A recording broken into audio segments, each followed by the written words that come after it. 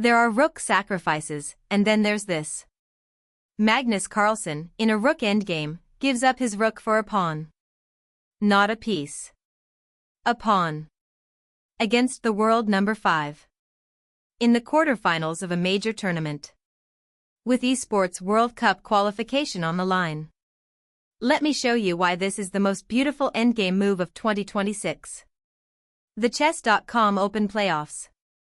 16 of the best rapid players in the world. Double elimination. Top 3 qualify for the esports World Cup this summer. Magnus Carlsen doesn't technically need to qualify, he's already in. But he's here anyway. And he's playing like he has something to prove. Round of 16, he sweeps Shant Sargsyan 3-0. Quarterfinals, he faces Vincent Keymer. The 21-year-old German prodigy. World number 5. Fresh off winning the Grenk Freestyle Open. Game 1. Carlsen has white. Keymer defends with his trademark Corocan setup. The game transitions into a rook endgame. Both players have a rook, a few pawns. Classic stuff. Keymer's king is slightly exposed. Carlsen's pawns are slightly better placed. But objectively? It's a draw. At least, that's what the engine says. Here's where most players would shake hands. Take the half point. Move on to game 2. But Carlsen isn't most players. Rxh4. He takes the pawn and loses his rook. Keymer captures. Boom. Material gone. Now it's king and pawns versus king, rook, and pawns. On paper, black is winning. The engine says +2 for black. But the engine doesn't play the game. Humans do. Look at this pawn on the h-file. It's already on h5. And Keymer's king is on the other side of the board. Can the rook stop it? Can the king get back in time?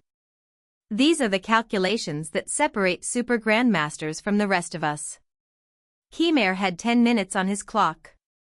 Rapid chess. He has to find the only moves. He tries to cut off the pawn with his rook. Classic technique. The rook goes behind the passed pawn. But Carlsen's king is there. Protecting. Pushing. The pawn advances to h6, h7. And there's nothing Keymer can do. The pawn promotes. Carlsen wins the game. That is the difference between a world champion and everyone else. Carlsen saw this entire sequence 20 moves in advance. Game 1, Carlsen wins. Game 2, Carlsen plays solid defense with black. Draw. Game 3, Carlsen wins again with white. Match over. 3-0. His second 3-0 of the day. Tomorrow, he faces Denis Lazovic in the semifinals. Can anyone stop Magnus? This is what 40 years of endgame study looks like. This is why Carlsen is still the best at 35. He doesn't just calculate, he understands. If you want to see more chess content like this, subscribe and hit the bell. And leave me a comment. Would you sacrifice your rook for a pawn? Is this genius or madness?